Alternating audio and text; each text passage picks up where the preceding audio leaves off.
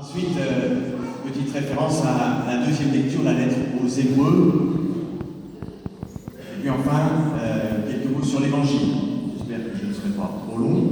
Tout d'abord, les canonisations. Donc il y a 7 chrétiens qui sont donnés en exemple à toute l'Église ce matin par le pape François. Et je retiens, il y a un pape, 2 religieuses, un évêque, un jeune et 2 prêtres.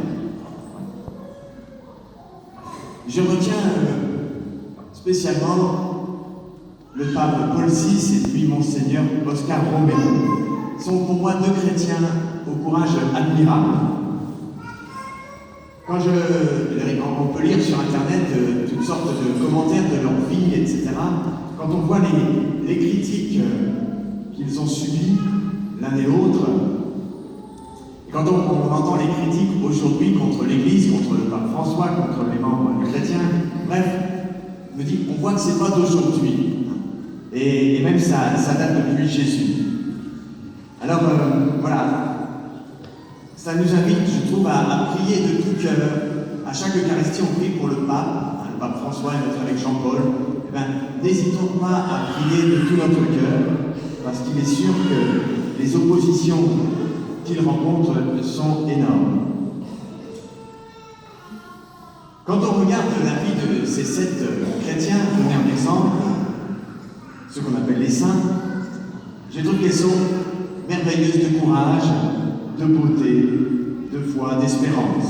Voyez, je trouve que vraiment leurs vies sont comme des rayons de lumière qui traversent notre monde très souvent ténébreux.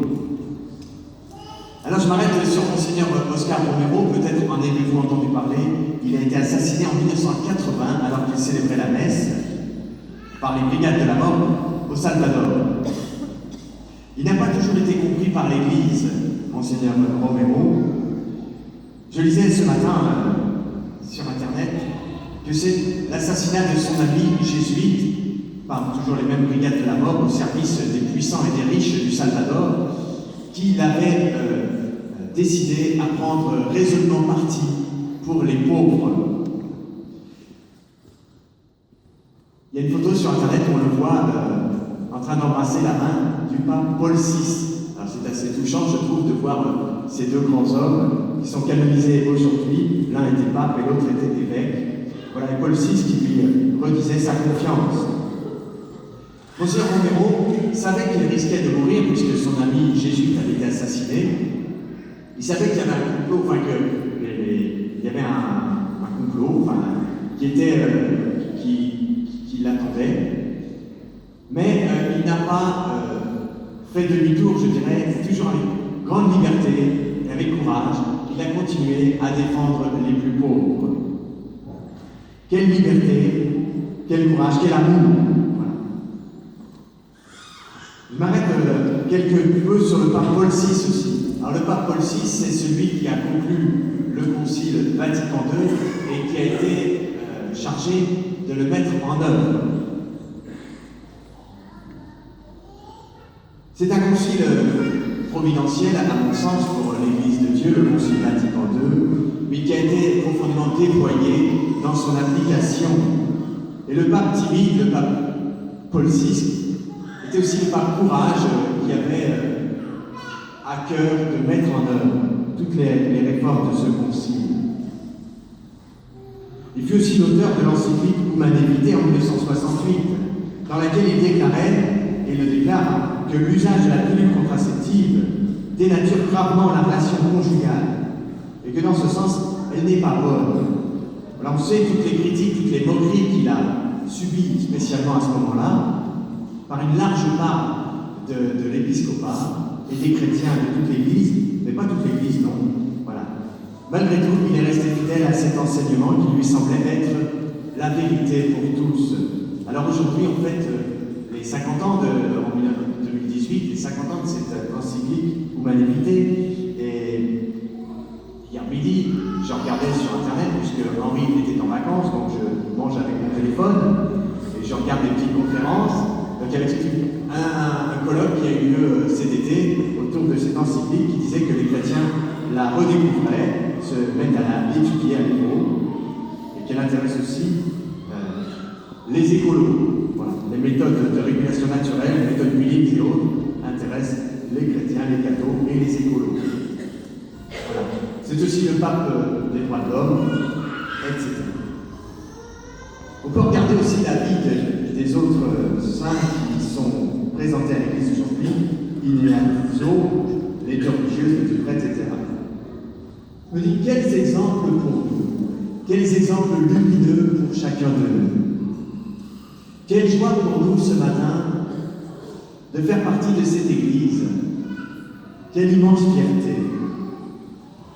Puissions-nous être un peu fidèles, j'allais dire, dignes de ces grands frères et sœurs que l'Église nous donne en exemple. Encore une fois, vous irez voir sur Internet, il y a toutes sortes d'articles intéressants. La deuxième lecture, le deuxième point de mon homélie ce matin, qui n'est pourtant pas sur le registre de l'affectif, quand on l'a étudié mardi dernier avec quelques personnes au presbytère de Hanovre, certains m'ont dit « elle est dure cette lecture ». La parole de Dieu est vivante, énergique et plus coupante qu'une épée à deux tranchants. Elle juge des intentions et des pensées du cœur. Nous aurons à lui rendre des comptes. Alors c'est l'auteur de la lettre aux Hébreux qui dit ça, c'est la parole de Dieu. Qu'est-ce que ça veut dire?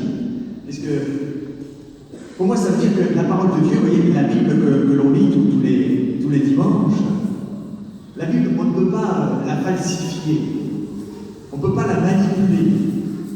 La Bible, elle est plus juste que moi. Moi, j'ai ma petite idée sur le chemin pour aller vers mon plus grand bonheur. Et la Bible, elle me donne peut-être un autre chemin. Et malgré que cet autre chemin contrarie mon intention, je crois quand même que c'est la Bible qui a raison, évidemment. Voilà. C'est elle qui me dit la vérité sur le chemin, même si c'est dur. Si on laisse la vérité rentrer en nous, frères et sœurs, bien, je dirais qu'elle va nous arracher à tous nos mensonges. Elle va nous démasquer nos illusions de justice, nos petits arrangements avec notre conscience, etc. Benoît XVI parlait de la passion mortelle pour la vérité. Parce qu'évidemment, la vérité, elle tue en nous tout ce qui est mauvais. Et des fois, il y en a pas mal. Sa devise de Benoît XVI, c'était « serviteur de la vérité ». Alors oui, frères et sœurs, après avoir dit combien la parole de Dieu est pour moi celle qui me dit le vrai chemin, qu'on le veuille ou non, que ça nous arrange ou que ça nous dérange, je pense au pape François cette semaine. Et le pape François, tous les mercredis, il fait une petite catéchèse sur la place Saint-Pierre, assez accessible, tout à fait différente des catéchèses de Jean-Paul II, bien sûr. Et depuis plusieurs mercredis, il a décidé de commenter les 10 commandements qui sont dans la parole de Dieu, qui sont la parole de Dieu. Mercredi dernier, il tombe sur le 5e commandement. Tu ne tueras pas. Que voulez-vous que le pape François dise d'autre que ce qu'il a dit? Il ne peut pas dire tu ne tueras pas, oui, mais dans certains cas quand même, si c'est un avortement, tu pourras le faire. Le pape, il ne peut pas travestir la parole de Dieu. Il souligne que la parole de Dieu nous renvoie chacun à notre conscience. Et c'est là que je dis, évidemment, ça nous heurte peut-être. Comment rendre compte du choc de cette parole de Dieu avec notre manière de vivre dans notre société? Dans notre société, soi-disant tellement libérée, dans laquelle il y a quand même comme tabou l'avortement. Alors si le pape veut en parler, il le fait évidemment avec son style, un peu sud-américain. Bien sûr, l'industrie de l'avortement n'aime pas trop quand on la traite de tueur à gages. Et pourtant. Ah oui, frères et sœurs, si les propos du pape nous paraissent trop dérangeants, quelquefois peut-être les propos du père Augustin, il faut venir lui dire tranquillement, gentiment, il essaiera de dire. Oui. Mais je dirais, si ça nous dérange trop, allons directement à la parole de Dieu. Allons-y, il faut se coltiner à la parole de Dieu, il faut se confronter à la parole de Dieu. Je crois qu'elle est le chemin de vérité, de bonheur pour chacun de nous.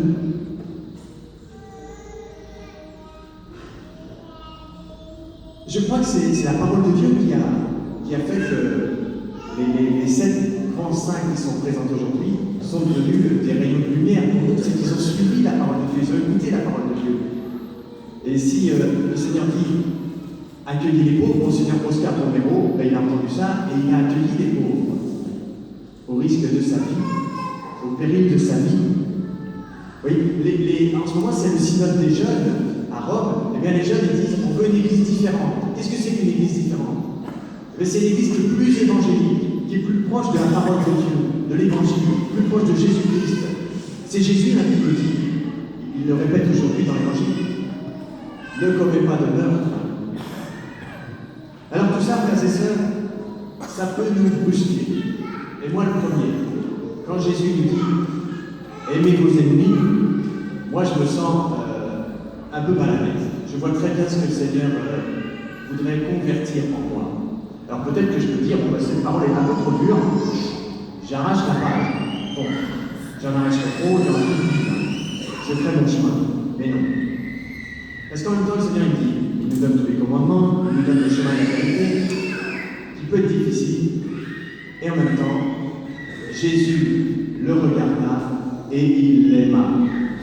Le Seigneur, il accompagne sa parole de son amour, et c'est fondamental. Sans l'amour de Dieu, on ne peut pas avancer. Le Seigneur, il nous aime, il nous attend, il est patient, mais il ne nous indiquera jamais un autre chemin que le chemin vers la vérité, vers la vie et le bonheur. Alors je dirais, courage pour chacun de nous. Alors comprenons bien ceci, frères et sœurs, si nous sommes venus à la messe ce matin, à l'appel des cloches, nous sommes venus nous mettre à l'écoute de la parole de Dieu. On ne lit pas un petit moment pour se faire plaisir. Non, c'est la parole de Dieu.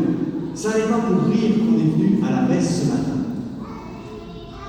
Nous sommes venus chercher autre chose, nous venons chercher la vérité. Nous sommes venus demander au Seigneur de nous convertir. Seigneur, nous sommes venus ce matin pour nous convertir, pour avancer vers la vie. Se convertir, c'est se convertir tous les jours, sans arrêt. C'est jamais vraiment fini. Il y a une dimension dramatique dans notre existence. On est là, frères et sœurs, pour demander au Seigneur de nous donner la vie éternelle. Alors, je vais demander à mes trois frères de venir me donner un petit coup de main. On est venu ce matin, Seigneur, parce qu'on a compris que tu as la vie éternelle à nous donner, autre chose à nous donner. L'Église nous rassemble aujourd'hui, frères et sœurs, pour nous donner la vie éternelle. Alors c'est le bel évangile que nous venons d'entendre, peut-être que vous le connaissez bien, il est assez connu. C'est un homme riche qui veut avoir la vie éternelle en héritage. Alors, venez. Vous avez ici 3 acteurs. Alors je vous pose la question à tous, frères et sœurs, qui d'entre vous veut la vie éternelle? 1, 2, 3, 4,